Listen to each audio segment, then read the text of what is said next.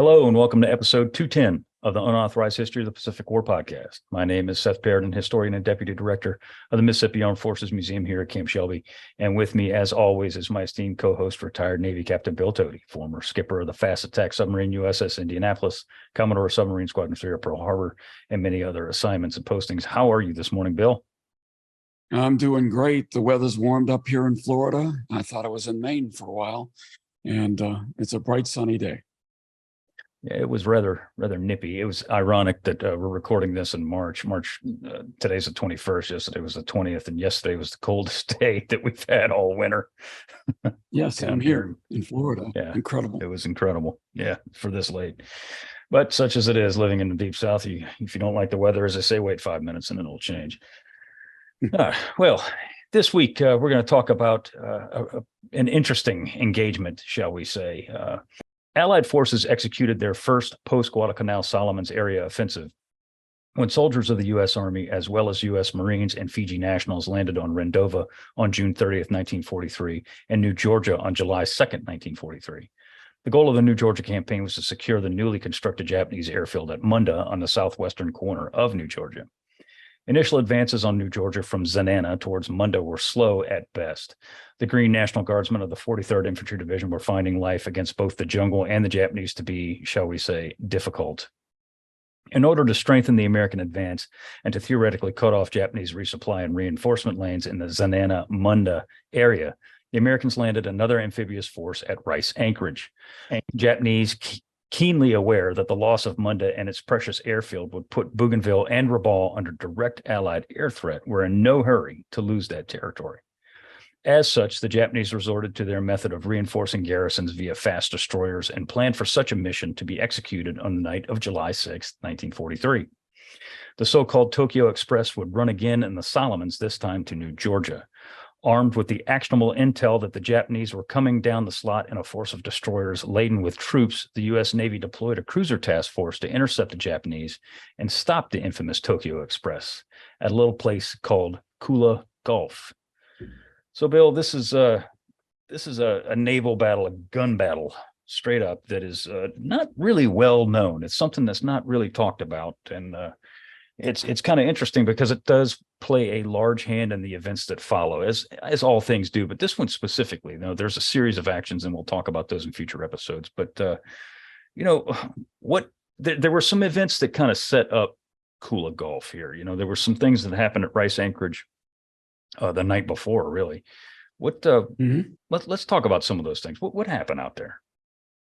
Yeah, just to provide some context, we tried this last week for the first time, and it seemed to go okay. So what I'm going to do is try to set the scene a little bit with the map. And so hopefully, Seth, you're seeing my map here. I'm going to refer again with my cursor to a few key areas just to remind people what we're talking about here. So, of course, Guadalcanal down at the bottom right of this map. And what Allied forces are essentially doing is marching up this chain of islands. And, of course, everybody's now well familiar with the slot, which is the little channel between, let's say, New Britain and the various island chains that the Japanese used to try to mask their movement as they were trying to reinforce Guadalcanal first, and now they're reinforcing the New Georgia islands here. Again, for context, Rabaul is way up here in New Britain, and this is Bougainville. We'll be talking about that in future episodes as well.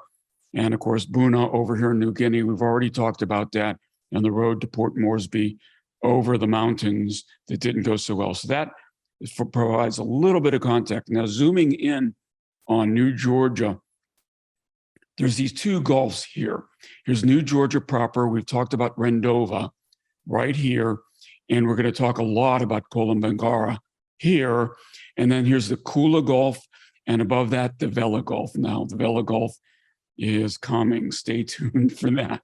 But it's interesting that as we were trying to establish places to operate from in New Georgia, in and around New Georgia, that we kind of encountered the Japanese and marched up these gulfs northwestward. And so what's happening here, again, we're trying to reinforce landing forces in New Georgia to build an airfield at Munda here. And this bay here is where a lot of the action's going to take place in the Kula Gulf. Right, Seth? Correct. Yeah, there's a lot of shooting that goes down right here. And it actually all starts the night before the Battle of Kula Gulf. So as we talked about in our last episode, the Marines and some infantry from the United States Army was landed at a place called Rice Anchorage. That's up on the top left corner there of New Georgia, Yeah. Right there. And here I got it up again. And so it's right in here between Kolomogara on the way to, in Aggie Point, we talked about that before. And so right in here is Rice Anchorage. Now, again, last week I pointed out all this shoal water, and I apologize to listeners, the audio podcast listeners, that you're not being able to see that. But these shoal waters are going to play a substantial role in the course of events that's coming up. And of course, here's the landing zone at Kolomogara, where the Japanese are fairly firmly entrenched. And like I said last week, these distances are not significant. So this is within artillery range between Rendova and Munda Point here, and between Kolomogara and Rice Anchorage here. So this is well within artillery range, and that's going to play a factor because you're never out of the range of enemy fire when you're landing on these spots. So following the landings at Rice Anchorage, the Navy, the United States Navy, obviously sailed into the waters near Avila on Kolomogara. This is in between those two islands that Bill was talking about right there in the Kula Gulf. And they opened fire on shore installations there. This is to suppress the fire that was being brought into the Marines and the Army's area right there at Rice Anchorage. Giving the Japanese a little taste, these are United States Navy's destroyers that are going in there and shooting up these Japanese shore positions. It's given the Japanese a little taste of what the Marines suffered through on Guadalcanal, all the time from Japanese destroyers and cruisers as they came and shelled the positions there in Guadalcanal back in 42. Rear Admiral Walden Ainsworth was in command of this little task force 36.1. And these are the guys that laid fire in the Kolomogara and Bairoko for about over 2 hours. They were out there for quite a while, throwing a lot of lead at these Japanese positions. At the same time as this is occurring, two U.S. Navy destroyers, the USS Strong and the USS Chevalier, also entered Bairoko Harbor to render gunfire support and deter immediate Japanese response to the Rice Anchorage landings. Strong and Chevalier entered Bairoko Harbor at about 30 minutes after midnight and opened fire. The destroyer bombardment only lasted about 10 minutes and frankly, honestly, was a waste of ammunition. It really didn't do jack squat. But what it did do is attract the attention of Japanese destroyers. There was a Japanese landing force that was coming in via sea from Rabaul to land more troops in the not the Rice Anchorage area, in the Bairoko area and the Kolomogara area. And their trip was, rudely interrupted by these U.S. Navy destroyers shelling the positions. It was realized pretty quickly that the Japanese probably weren't going to be able to get in there and drop their troops off unmolested. As the small force of American destroyers, Strong and Chevalier, leave the area, USS Strong is struck by a single torpedo, just one torpedo, boom, just lands in there and detonates on the after end of the torpedo. According to crewmen on the Strong, the torpedo seemingly came out of nowhere. It was assumed that it was fired by a Japanese submarine because there were no targets in sight, no surface targets in sight on anybody's radar. In actuality, the torpedo that hit USS Strong was fired by the Japanese destroyer Niizuki. Niizuki fired a full spread of long lances at these two American destroyers that were firing on the beach. And get this, these long lances that we've talked about ad nauseum through all of these, almost all of these episodes that we've done on any kind of naval fight, it's known that these things had a very, very long range. How long? I'll tell you. 11 nautical miles is what the estimated distance is that Niizuki fired the spread of torpedoes that hit USS Strong. The kill shot is believed to be the longest range torpedo shot in naval history, period. That is an incredible distance, right, Bill? It is. And, again, I'm showing the map here because it's impressive, but understandable both at the same time, because I talked about these shoal waters. These are reefs off of New Georgia, off of Rice Anchorage here. And so the only way our destroyers could get in and out of these areas around Rice Anchorage and Bairoku was to skirt these reefs. Now, if you're firing a spread of long lance torpedoes, what do you want to do? You don't want those torpedoes to strike the reefs, so you can fire those torpedoes into the openings in the reefs, which happen to be the only way the destroyers can get in and out.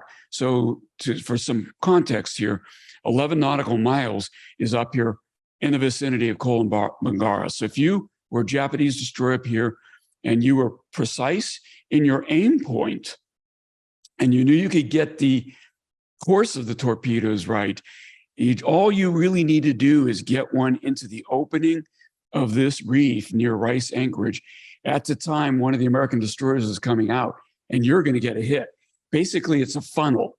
It's a funnel that's going to, direct where the American combatants can go, and it's a funnel that's going to direct where the long lance torpedoes can go. And so the only question at that point is, do you have the range?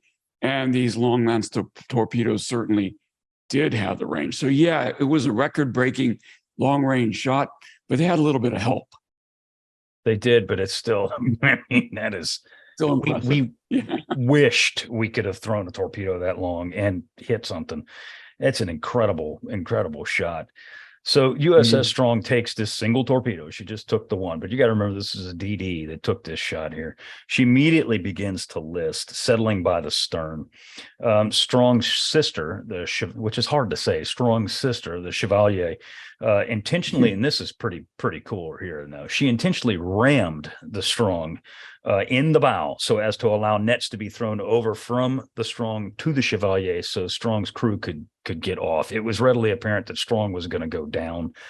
She had, long lances, as we all know, packed a wallop, and this thing really eviscerated the stern of this destroyer and just really put a lick on it. But the fact that Chevalier went in there and purposely rammed into the side of Strong so as to get these crewmen off is a testament to the survivability of the USS Chevalier, which is a Fletcher class destroyer, and the competence of the helmsman and the skipper of Chevalier to know that they can get in there and then eventually get their ship out of there. It takes a lot of cojones. Yeah, it's a gutsy move because remember, they thought this torpedo was fired by a submarine. So They think there's a submarine still out there, and you tie your ship up to a sinking ship, you're not going to maneuver. You are a sitting duck for whatever that submarine is. So it's the less brave thing to do would have been tell the crew, of the Strong to get in the water. We're going to pick you up when we can.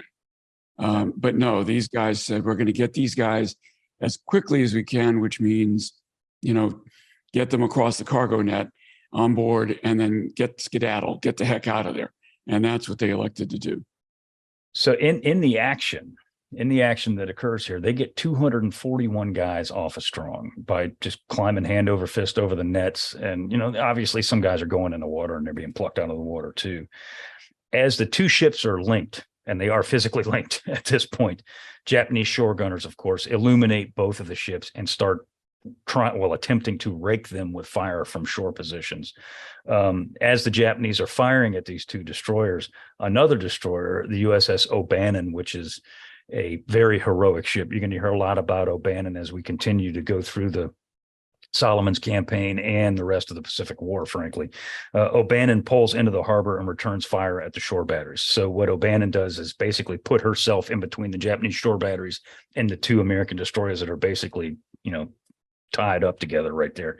O'Bannon positioned herself and immediately starts to open fire with her main battery of 5-inch guns and just starts pumping lead into the shore batteries here. O'Bannon, really, the captain of the O'Bannon, whom I'm drawing a complete blank right now as to the skipper's name, which I should know because I just read it yesterday, but forgive me for that.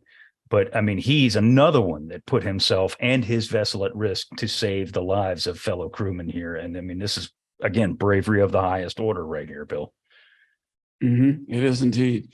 Now you notice that we're talking about just destroyers at this point. Didn't Nimitz have something to do with the fact that we're only operating destroyers in and around New Georgia at this point in the war? He does indeed have a finger in this pie. Obviously, he has a finger in all pies when it comes to the Pacific War here, especially in this area. But yeah, as we're going to see as this battle develops, there's a reason that Nimitz just kind of puts the kibosh on putting a lot of cruisers into the waters here. Because if you look at that map that Bill had showed, and it'll show again here in a minute, we're talking narrow waters here. You know, these are waters probably that are frankly a little bit narrower than Savo, the Iron Bottom Sound area here that we were talking about at Guadalcanal. So I mean, there's not a lot of room for maneuver here, and we're going to see exactly why Nimitz does what he does here in just a few. Getting back to the Chevalier. Go ahead. Now, see, because remember the big famous Battle of Savo Island. This is Savo Island, and you could see this water between Tulagi and Guadalcanal. While that is very constrained, this little tiny gap here north of New Georgia, that's what we're talking about here. So this was tight for cruisers.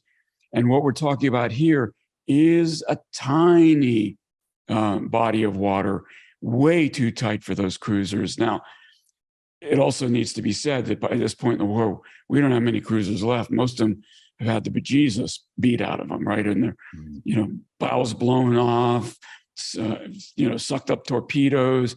And so there weren't a lot of cruisers available in the first place. But even if there were, Nimitz had already concluded that in this vicinity around New Georgia, the water just wasn't enough sea room to steam these cruisers. So, yeah, you're going to hear a lot about destroyers in these next couple of episodes. This is a destroyer war. As I like to say, it's tighter than two coats of paint in that general area right there. So as Chevalier is backing away, she does obviously extricate herself from her sister ship. As she's backing away, the Strong is sinking rapidly. Strong was essentially being held afloat by her sister. And as soon as Chevalier backs away, Strong goes down. Several men were still aboard and went into the water as the destroyer sank. And this is an unfortunate episode here. And this happens a lot when destroyers go down if their depth chargers are not set on safety. And Strong's were not. When the DD goes down, those depth chargers are still aboard. What are they going to do? They're going to do what depth chargers do. They're going to go kaboom at their prescribed depth. And if there's men in the water, that's a big issue. And that's exactly what happens here. The depth charges go off. A lot of the guys that are in the water that were survivors from the Strong's episode here are critically wounded.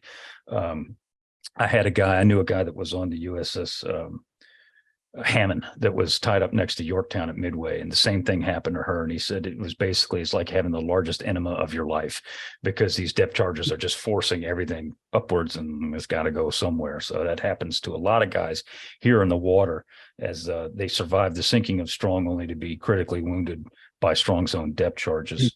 The same Hammond that was split in two by a torpedo, right? It's just trying to rescue Yorktown sailors. Right. Exactly. Yeah. So the other destroyers in the area, Ralph Talbot and Gwen, pull what guys they can out of the water, and together the four American destroyers get the hell out of Bairoko Harbor, because they're still under fire. O'Bannon's laying fire in on the shore targets, but they're firing blindly, really, into the dark. And these four American destroyers get out of here. So this is kind of an inauspicious beginning to the events that are going to transpire over the next 24 hours. Right, Bill? No, and you're going to hear Ralph Talbot's name over and over and over again throughout this war. There's a large number of destroyers that perform heroically until 1945, until the war ended. And This is one of those things that is going to be, remember that name. Oh, yeah. So the guy I mentioned before, just briefly, commanding 36.1, is a guy named Rear Admiral Walden Ainsworth. Now, this is a guy we have not spoken about ever that I can recall, Bill, that ever before on this podcast. Right. Tell us a little bit about him. He's like all guys of his rank stature at this time in the war. He's a Naval Academy graduate. Who is Ainsworth? Who was he? Yeah, he was, among his first actions was leading one of the battalions that landed at Veracruz from the battleship Florida. He spent some time at sea during World War I, never really seeing any action. Parenthetically, I was XO of the SSBN Florida that was named after that battleship many decades later. During the interwar period, he did time at the Armor and Projectile Station plant in Charleston, West Virginia, before serving on a variety of cruisers and destroyers. At one time, he held the position of gunnery officer on the staff of Commodore of destroyer squadrons, and eventually taught navigation at my alma mater, the Naval Academy, again, several decades before I was there. He's a pretty interesting dude, and he carves himself out a nice little career here at the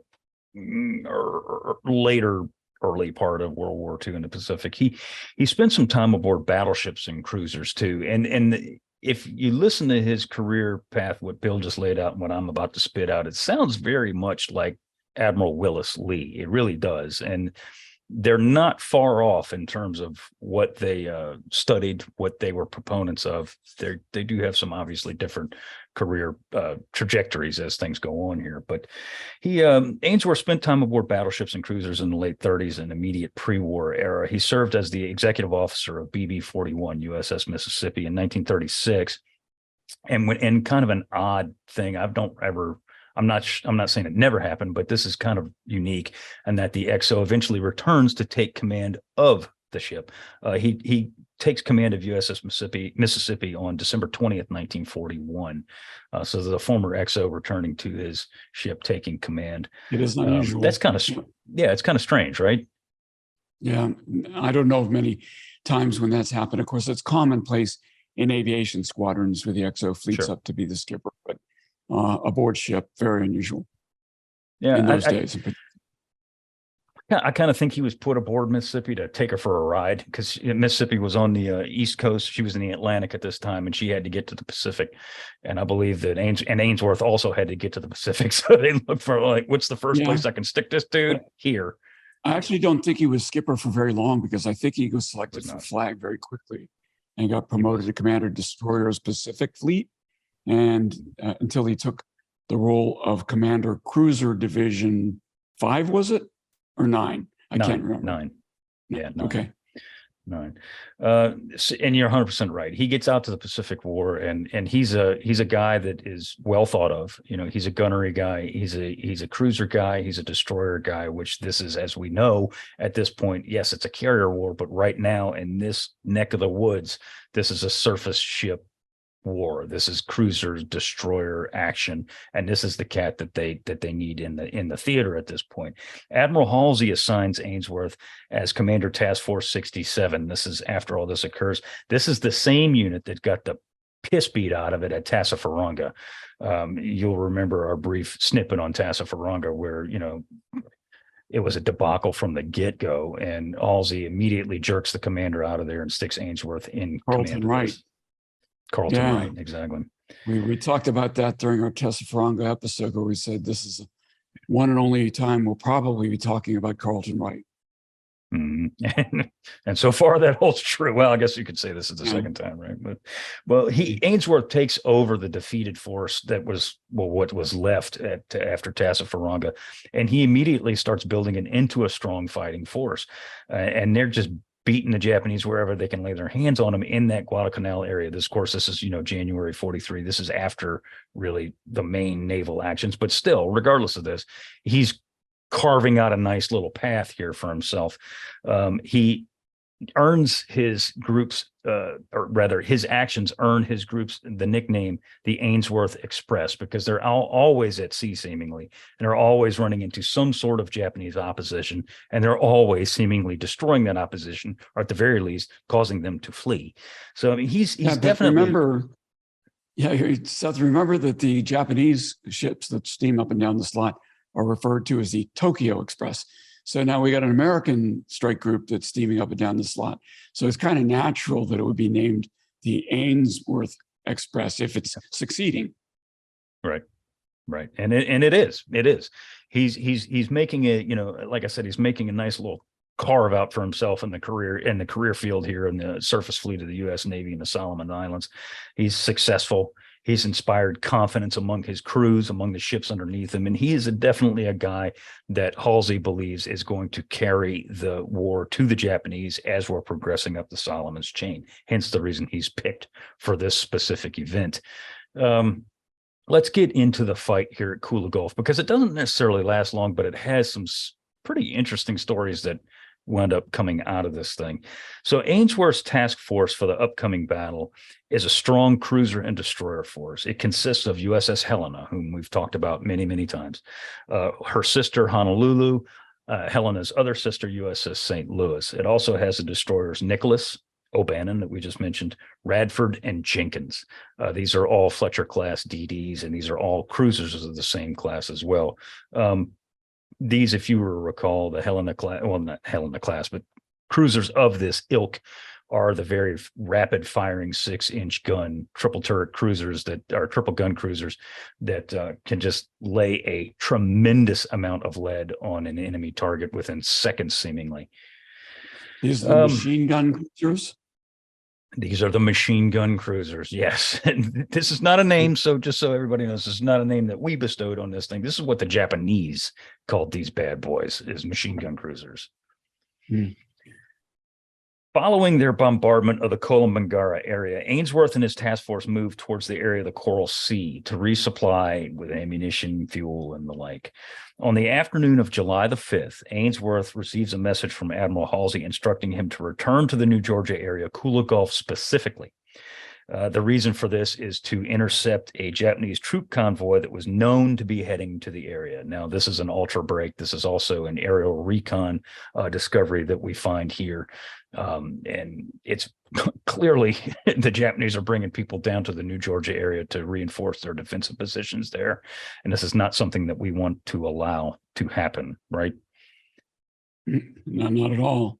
Yeah, he's racing to the south here. Again, I'll pull up the map. This Coral Sea down here. By the way, good diving in the Coral Sea. I've done that before. And then racing back up right over here to the Kula Gulf to engage the Japanese that we know or have been told are on their way. Yeah. Ainsworth had not been briefed on exactly what he may run into. They just, the aerial reconnaissance, which was usually very, very good. And again, they did spot the Japanese coming down. They just said, there's a troop convoy coming. Well, what the hell does that consist of? It could be destroyers, could be battleships. They don't know. So barges. Exactly. One point, right? Exactly. Yeah. We'll see a lot of barges here in the near future, and they were being used at this time as well. But, he had two plans of action in mind. And this goes back to the point of A, he's already combat experience, and B, he knew somewhat of the Japanese tactics, so he knew what he wanted to do, and he knew it worked. If the enemy was encountered at a medium range, and his definition of medium range is 8,000 to 10,000 yards, he planned to execute a full radar control gunfire fight, allowing his rapid firing light cruisers, this is the machine gun cruisers, as we talked about, to utilize their main batteries at a blinding speed to literally smother the Japanese before they ever even knew what happened to them. If the enemy was encountered at long range, he would illuminate with star shells and walk the fire into his targets. Sounds like a good plan. It sounds like it might work. It's proved radar controlled gunfire, Willis Lee. It's proved that it does work when it's executed at the proper time and the proper distance. Ainsworth's task force enters the area around midnight on July the 6th, having bent 29 knots in a furious run through the slot to get to the assigned area. As the ships entered the Kula Gulf, they went to GQ and dispersed into an anti-aircraft circular formation as the night was clear with a moonless sky. So he's worried, Ainsworth at this point is worried about being discovered by Japanese snoopers, of which there were quite a few, because, as you showed in the map, we're close to Rabaul now, so it's a hop, skip, and a jump for Japanese aerial recon to get down there and just, have prying eyes into basically anything we want to do because it's so close. Yeah. Go ahead, Bill. Now, there's the old saying that no plan survives contact with the enemy. And that saying is about to be reinforced here in a minute. Big time. Big time. The enemy force that Ainsworth was waiting for had left Boone bound for Vila on New Georgia to land infantry reinforcements, as we were talking about. The Japanese force was under the command of Admiral Teruo Ikeyama and consisted of 10 ships, in all broken into 3 separate groups carrying some 2,600 Japanese soldiers. All of the Japanese, quote, transports were fast destroyers, typical of the Japanese nocturnal reinforcement efforts that had been made really towards the tail end of the Japanese experience on Guadalcanal, and almost exclusively, with the exception of the few barges that come in and out of here in the New Georgia area. So they're using their DDs to get in there, drop troops off, and get the hell out of there as fast as they possibly can.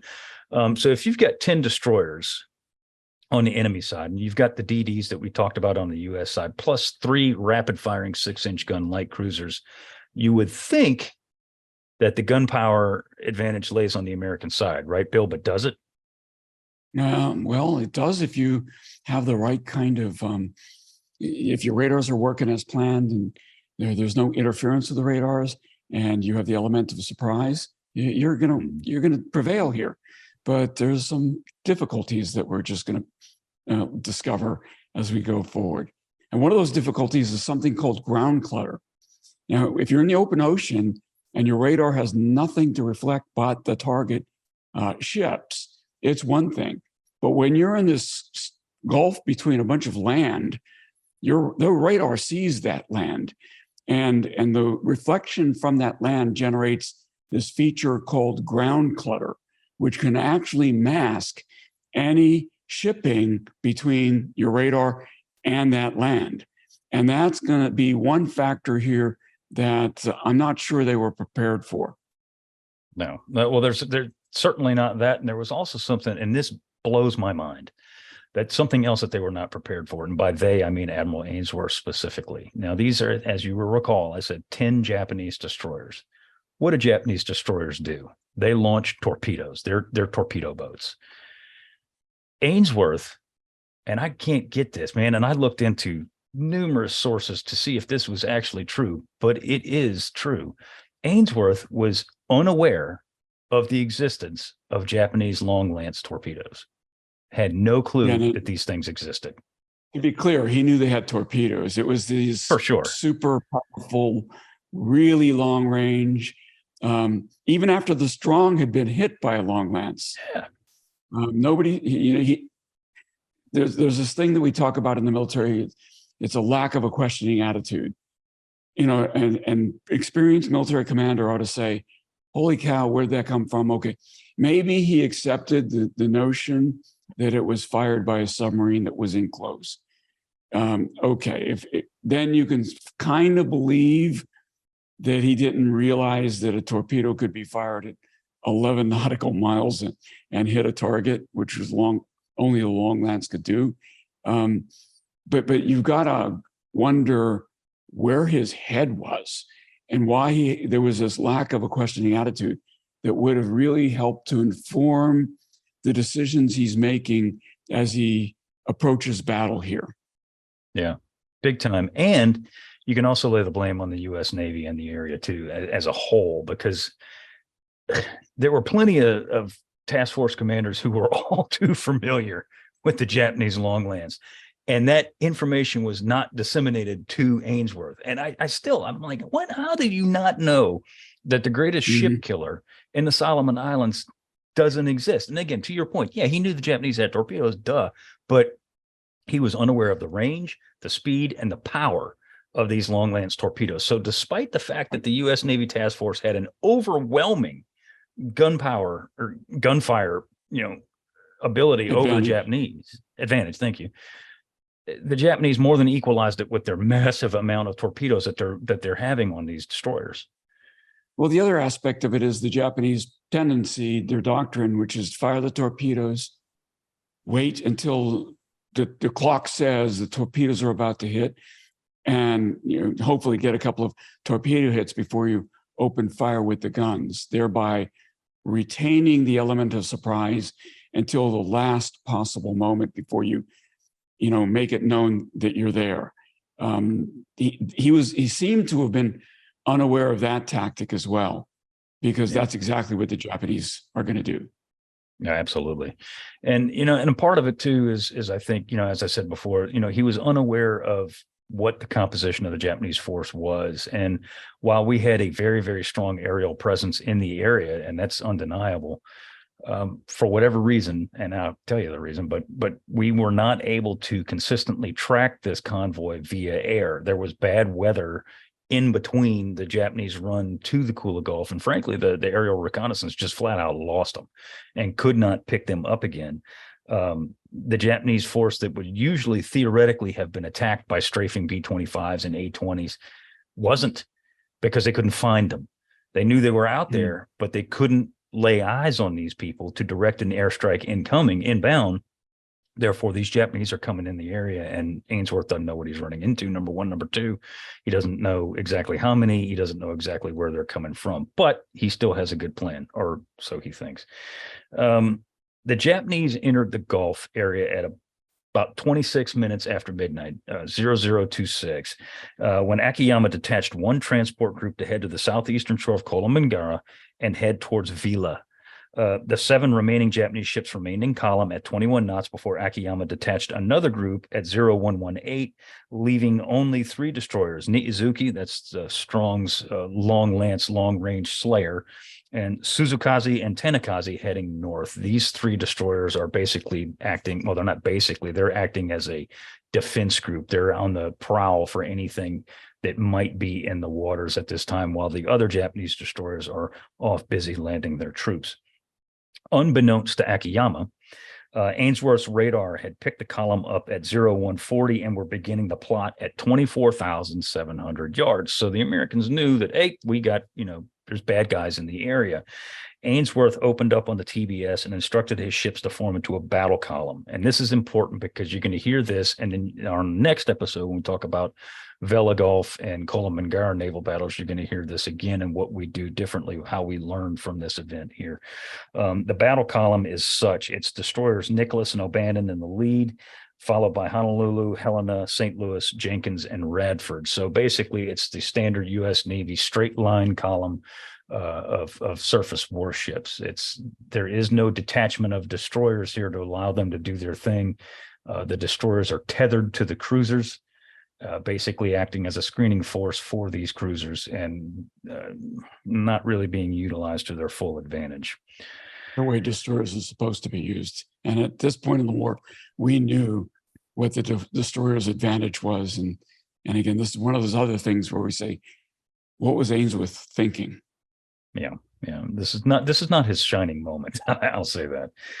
At 0142, the Americans changed course to close the range between themselves and the targets. Yet, despite the advantage of having radar, and this is what you were talking about earlier, Bill, Japanese destroyer Niizuki also had radar, by the way. It was rudimentary and it wasn't very good, but they had it. The Japanese were working on the radar technology. The radar picture that Ainsworth was looking at was massively confusing. And this is, again, exactly to what you were talking about earlier with ground clutter and all kinds of different things going on in the area at the same damn time. Radar scopes showed the Japanese formation splitting into several groups of unknown composition and course. To add to the confusion, Kolombangara itself, with its towering slopes, added to the clutter on the radar screens, further making the picture almost unviewable. You couldn't figure out what in God's green earth is going on these radar screens. And Bill, this is exactly to your point. And this is also when you're operating in an area that's about as wide as your driveway, and you're trying to move, large naval vessels through it, you're going to get all kinds of reactions on your radar screens, right? Yeah. And this is, again, I would blame it on lack of proper training, because if they understood that they were going to lose these enemy combatants in the ground clutter at a certain geometry, in a certain range from Kolombangara, the only way you can learn how those things happen is if you train in similar circumstances with islands in the background and things like that.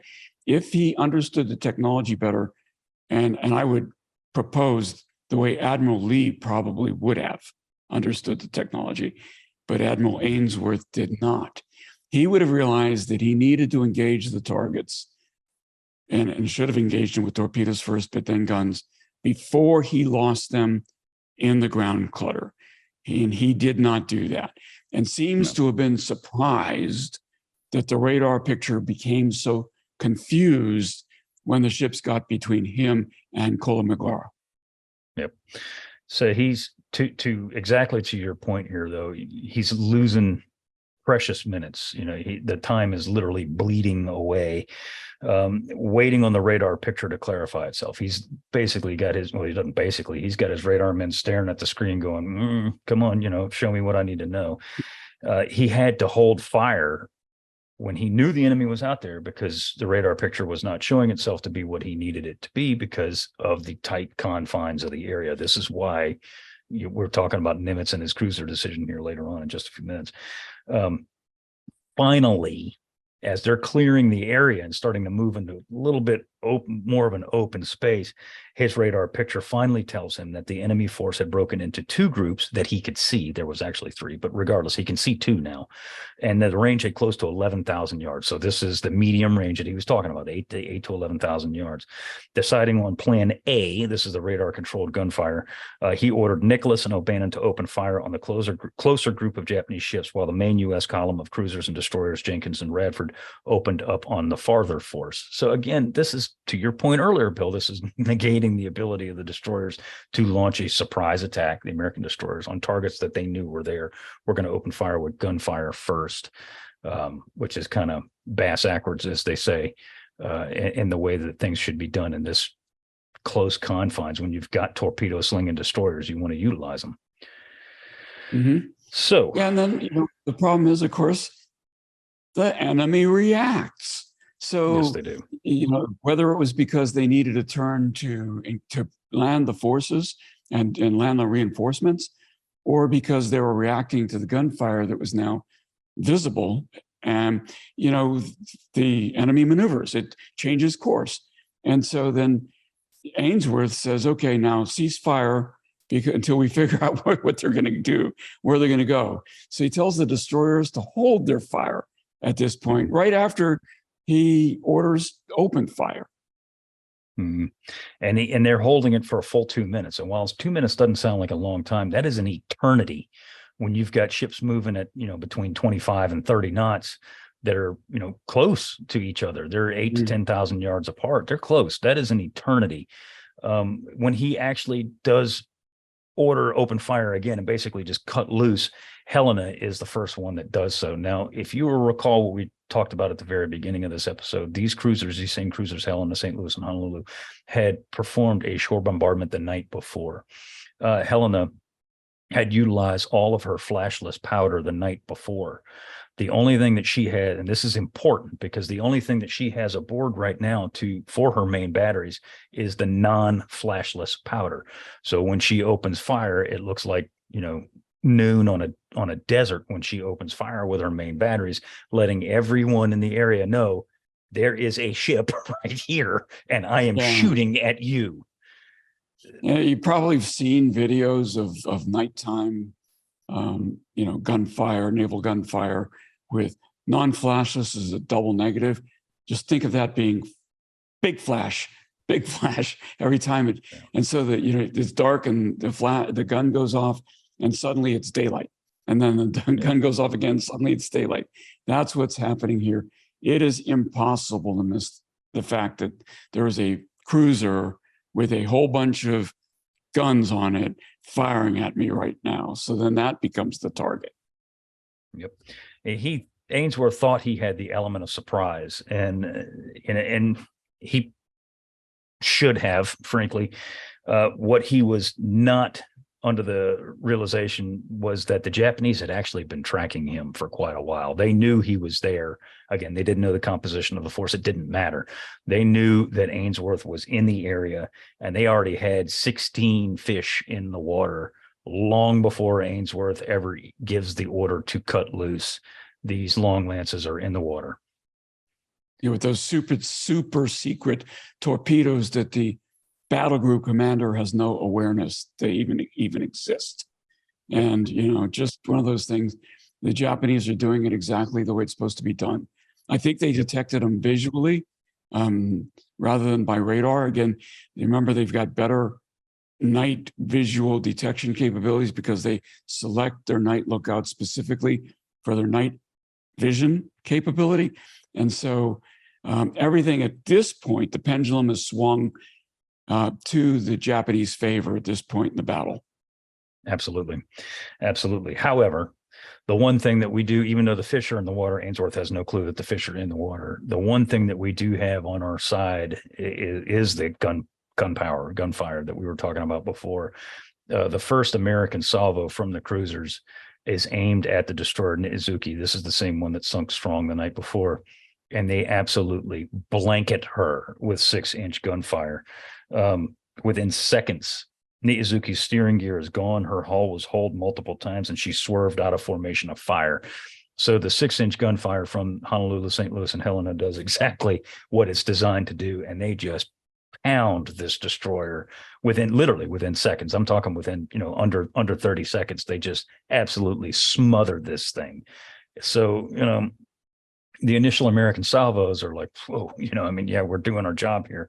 Definitely laying a lick on the Japanese. In tactics and decisions, all too similar to the Guadalcanal fights.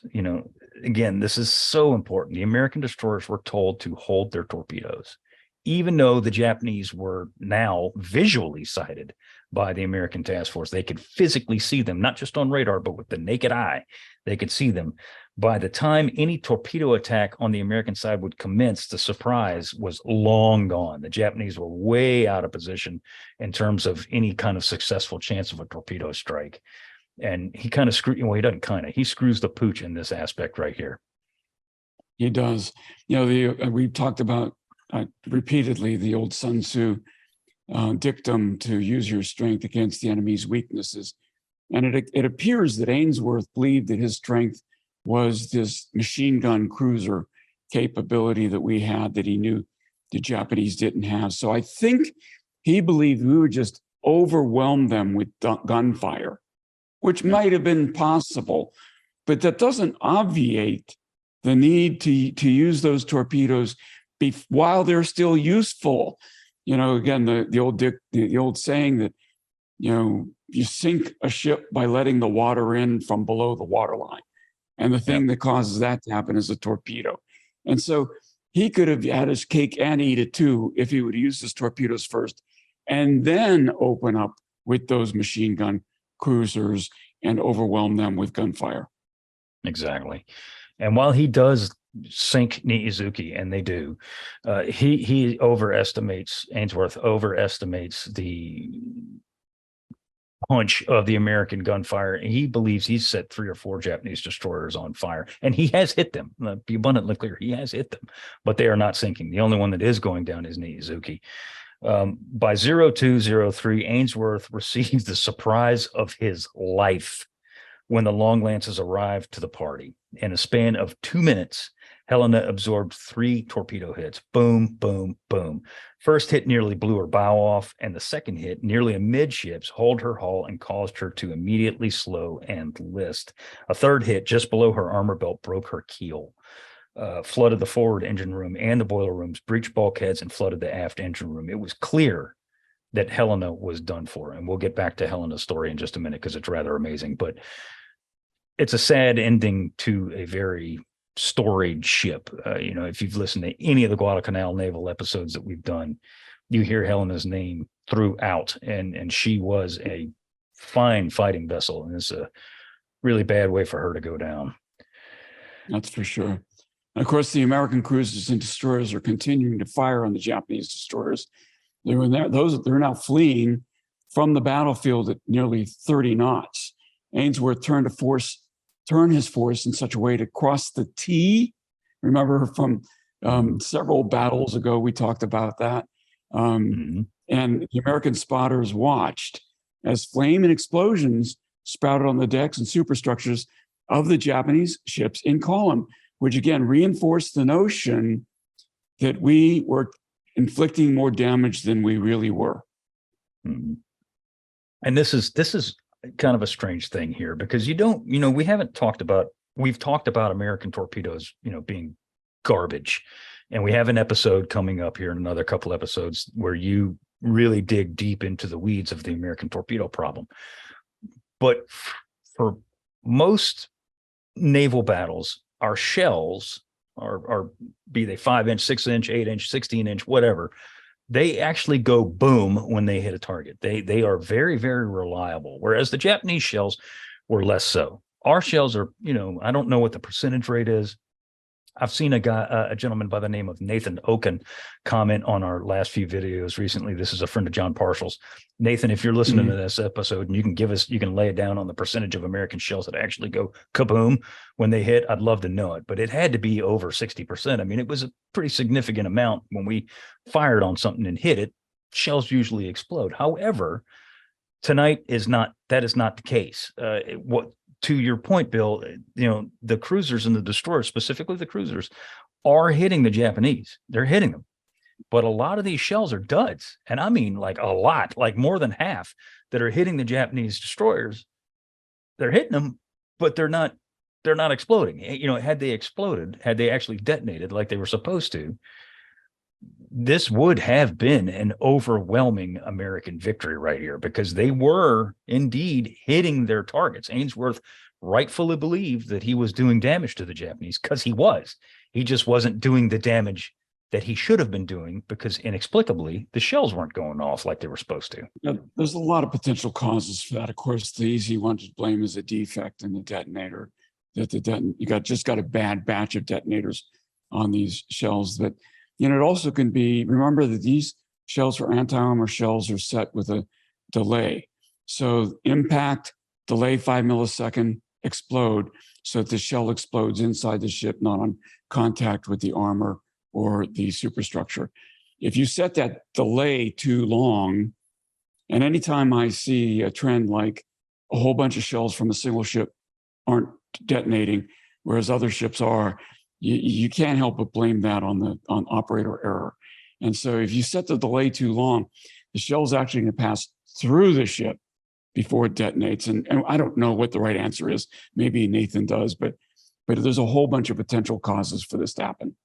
That makes perfect sense. I mean, you're firing 6-inch, a lot of 6-inch shells at a thinly armored destroyer. And, as we'll see in other naval battles that occur, specifically Leyte Gulf, Battle off Samar, when big shells pass through a smaller target, weaker armored, they do tend to go right through the other side. And maybe that is what's happening here. I don't know. At 0235, American radar screens registered no targets in the area because, as you'll recall what Bill just said, the Japanese are getting the hell out of Dodge at about 30 knots. They realize pretty quickly that they're under fire from a superior force, and they go. They open the throttles and they're like, "We're going, goodbye," and they peel out of there. But what they do, which sounded weird, but what they do accomplish is they go in there and they do disgorge their troops. They drop off about 1,600 of the 2,600 Japanese soldiers at their points of disembarkment, and then they bring them to where they need to be, and they leave them out there. So at this point, the Japanese mission is actually a success. The Americans sweep the area multiple times and find nothing on their radar scopes. Ainsworth detaches USS Nicholas and USS Radford to go and rescue Helena's survivors and lead the remainder of his task force back. And he leads the remainder of his task force back to Tulagi. Now, for all intents and purposes, Kula Gulf at this point is over, but we have to talk about the Helena episode, not only because we like the USS Helena, as we've demonstrated many times through episodes, but because this is a really cool story, really is. When the first torpedo hits Helena, her bow was nearly shorn off, and I'm going to show the U.S. Navy damage report image of it here right now, and you'll see it. You see the huge hole that was carved into this thing by these long lances up on the bow. The movement of the ship forward through the water actually does tear the bow off. The second torpedo hit, as I said, penetrated her hull just below her second funnel. Her steam pressure immediately drops.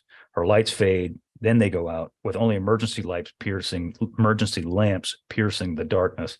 Her engines would not answer. I mean, these, John talked about these are ship eviscerators, these torpedoes, and that's exactly what they do to this light cruiser, as they disembowel her with these 3 hits, particularly that second hit that's dead amidships. I mean, that just absolutely kills this thing.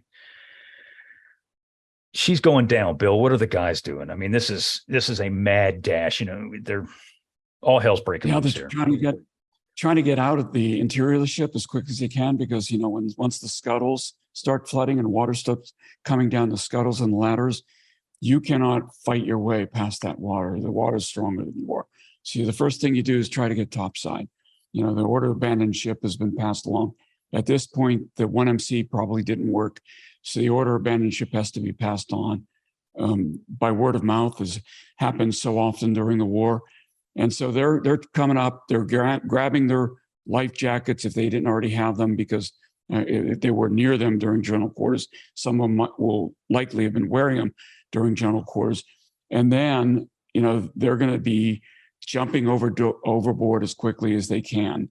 Men are going to be jumping on top of other men. It's going to be pandemonium. People, kind of panics, starts rearing its ugly head, because the steel is going to be ripping off of the hull plating. And you can hear that from below decks. You can hear that noise kind of reverberates throughout the ship, because the metal of the ship conducts that noise. So people are going to know, I only have minutes, maybe even seconds to live. So the captain, Charles Cecil, does order abandon ship as early as can be expected. And of course, when that second torpedo hits underneath this forward steam room, there's whole big oil bunkers in that steam room.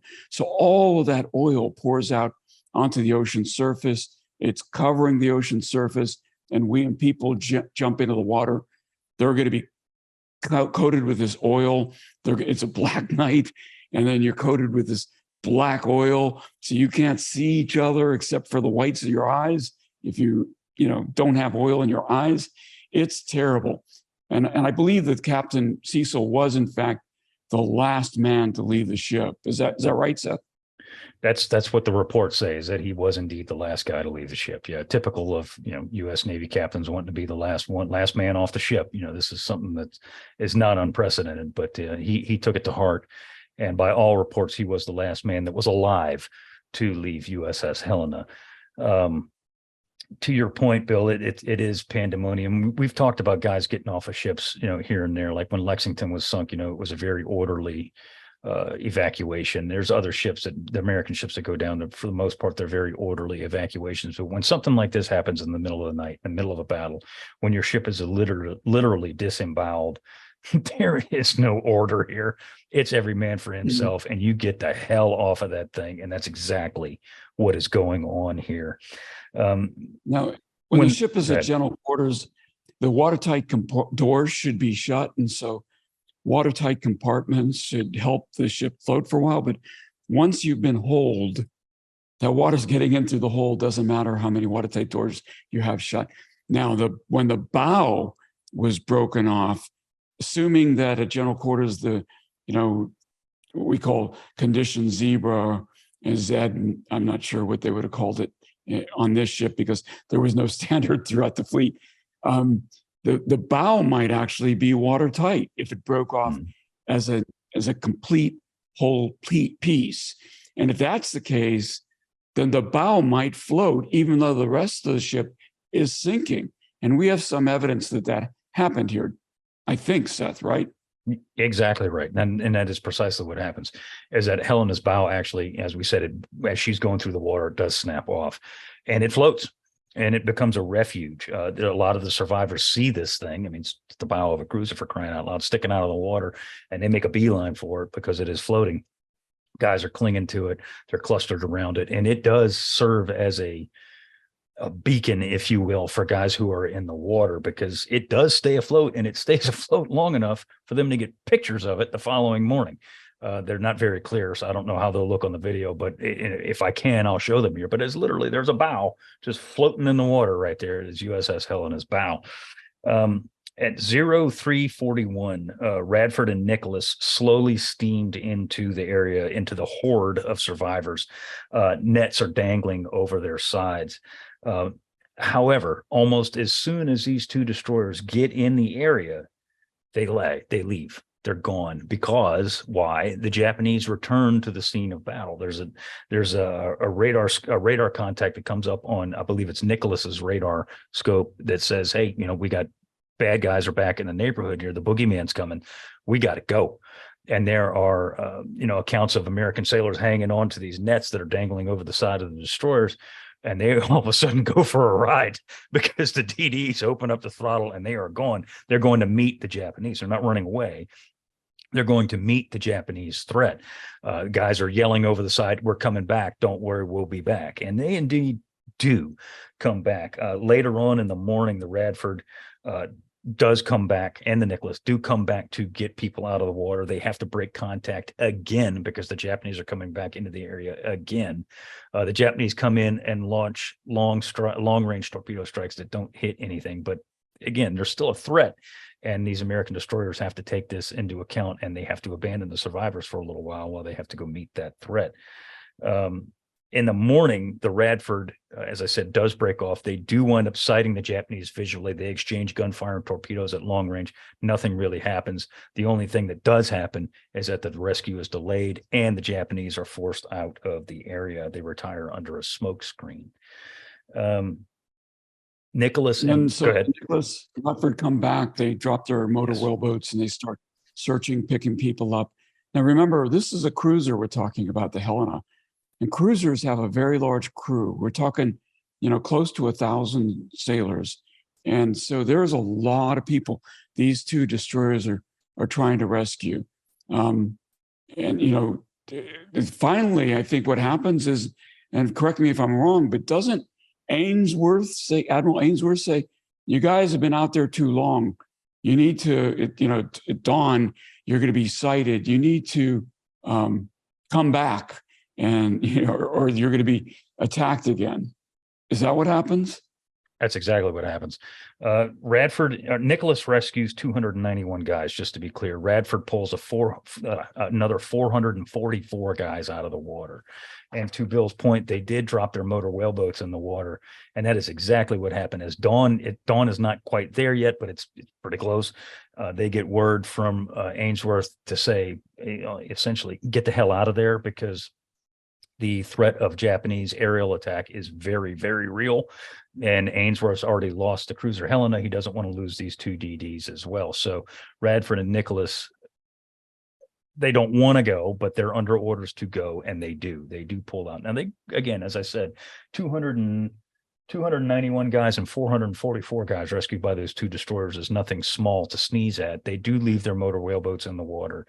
And Captain Cecil, Helena's captain, he refuses to be rescued by the destroyers. And this guy's already won a place in my books as being pretty damn cool.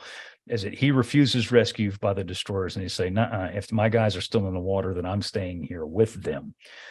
So what he does, and this is really cool here, what he does is he opts to stay with his guys. He does climb into a motor whaleboat, and he takes command of this little whaleboat flotilla, and they decide, we're going to get the hell out of here under our own power. And that's exactly what they do. He's got 3 whaleboats, and they're all pulling a raft or 2 or 3 or 4. And it's just this long column of little boats that are all Helena survivors. And they're just slowly making their way out of the area under power. This is not quite Captain Bligh stuff, going 1,000 miles in a sailboat, having to navigate. He's got land within sight. So, right. But it's still pretty spectacular that he does this and organizes the crew like this, and that he's within sight of them. So trying to get everybody that they can onto these, either a floating raft or an actual raft, a floating net, or into the motor whaleboat itself. Yeah. And he does a good job. Like, they all do a good job. They sail all day long, And the little flotilla finally does reach a beach, which he believed, not Ainsworth, Cecil believed that it was closer to American lines than it actually was. He believed he was within 4 to 5 miles of American lines. He was actually about 7 miles away from American lines. Regardless, he's not terribly On far. Kula, right? Yeah. Yep. He's no, not on Kolombangara. He's I'm sorry, I just lost my place. Where the hell did I go? That's okay. Where did it go? No, okay. So no, they weren't at Kolombangara. They were actually on New Georgia, but they were 7 miles away from American lines. They were near Kolombangara. That was the problem, is they were within shell range of Kolombangara. So when they get there, it's too late to trek through the jungle. Some of these guys are wounded. Let's be abundantly clear. Some of these guys that are clinging to these nets or these rafts or on the whaleboats, more than likely on the whaleboats, are wounded. So he's like, we're not going to hump through the jungle in a place where we don't know where the hell we're going with a bunch of wounded guys. So they actually decide to sleep on the beach that night, all of them. They're striking out on the beach. The following morning, Ainsworth sends the destroyers Woodworth and Gwynn to go out there and look for the remainder of Helena's survivors. They arrive on the scene and spot the men on the beach. The men are sitting there basically waving, saying, "Hey guys, we're over here. Come help us out." The Cecil orders the whaleboats to be set afire. They do set the whaleboats afire. 88 men left. The 88 men that were left from the day before board USS Gwynn and returned to Tulagi that afternoon. However, that is not the end of Helena's escapade, is it, Bill? No, many of the men were still in the water, unfortunately, and several life rafts were still afloat. Men still clung to the bow that was still floating, the bow of the Helena, and were spotted by low-flying B-24s, and they were reported. And happy news, unlike the Juno, of course, this report actually gets where somebody can actually do something about it. But the men did begin to drift apart in the sea, as would happen, right? There's eddies and currents between these islands. The water spins in different directions. And some of them fashioned sails and headed towards Vella La Vella. Now, again, if I can go back to the map for a second, we're going to see what the heck are we talking about. Vella La Vella is way up here on the other side of Kolombangara. So these guys must have drifted up and around Kolombangara and see, well, if the current's taking me this way towards Vella La Vella, I might as well stay, kind of swim with the current or sail with the current and aim for that itself. And to be clear, Vella La Vella was not a place that these guys wanted to go. Vella La Vella was still firmly in Japanese hands. But when you got nothing to work with, you go where the current takes you, literally. And that's exactly what happens here. On July the 8th, natives on Vella La Vella aid the survivors and bring them to the local Coast Watcher station. So they do make it all the way to Vella La Vella. The Coast Watcher that's on the Vella La Vella, and I do not have his name currently, I'm sorry, I apologize about that, moved the men away from known Japanese positions and were hid, and he hid them in the island's interior. Groups of 50, groups of 11, and a further group of 104 were all spotted all over Vella La Vella by the natives. So, I mean, these guys are literally everywhere, all over the island.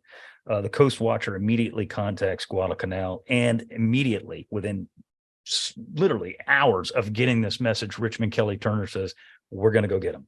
He's not going to let these guys languish on Vella La Vella. For all Kelly Turner's issues that he had specifically at Savo Island and in later operations around Guadalcanal, he does eventually develop into a very, very fine commander. And this is, frankly, in my opinion, so far, when he wasn't drinking. Right. Yeah, no, for sure. For sure. But this is so far in my opinion, his finest moment, because he spares nothing to go get these people. He feels so indebted to them, frankly, that he exerts, all his energy to make sure that this rescue does take place. The Allied plan calls for a rescue group of destroyers to penetrate near Vella La Vella, which, as I said, was still deep in Japanese territory. 2 destroyer transports would be escorted by 8 destroyers. So, I mean, again, to my point, Kelly Turner's he's not holding back. He's sending 10 ships to go get these cats and get them the hell out of there. So what happens, Bill? Is the mission a success here?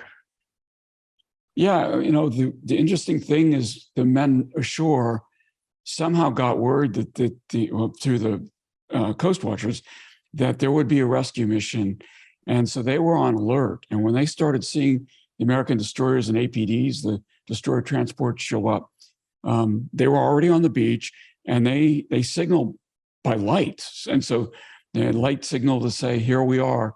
And by evening, the American Rescue Force was back at Tulagi, having pulled the remaining Helena survivors off of Vela La Vela back into Allied lines. So that was a remarkable rescue. And as I said, cruisers have a crew complement of 1,000. In this case, Helena had a crew of nearly 1,200. 168 men were lost, either during the battle or left adrift at sea, never seen again. 168 KIAs. They were the only American casualties of the Battle of Kula Gulf. And to further put a little bow on what you were talking about, the rescue operation, not a single shot was fired in anger. So the American destroyers went in there, got their people, and got out. The Japanese had no earthly clue that we were ever there or we had ever been there. So it was a perfectly executed rescue operation. The final tally for Kula Gulf, you could honestly classify it as a draw, frankly. We lost 168 sailors that were aboard Helena that you just talked about, Bill. But we lost the Helena. We lost a light cruiser, a very, very skilled, a battle-worn light cruiser. And the Japanese lost 2 destroyers. And I say 2 destroyers because we sunk the Nizuki. Another destroyer actually ran aground and was scuttled by the Japanese, and they left it there. So it's counted as a loss. All of the destroyers in the Japanese force were damaged. They were all damaged in some way, shape, or form. While casualties for the Japanese were double the American casualties, the Japanese succeeded in delivering more than half of their human cargo ashore. So of the 2,600 people that they were bringing to the party, they actually delivered roughly about 1,600. So their mission to reinforce these positions was a success. Our mission to deny them that ability to reinforce these positions was a failure. So Kula Gulf, you can look at it as a draw because the casualties were heavier on the Japanese, but they accomplished their mission, whereas we frankly did not. Right? Mm-hmm. Yeah, that's the truth. And the destroyers Radford and Nicholas really shined during the rescue effort, and they were both awarded the Presidential Unit Citation for their efforts.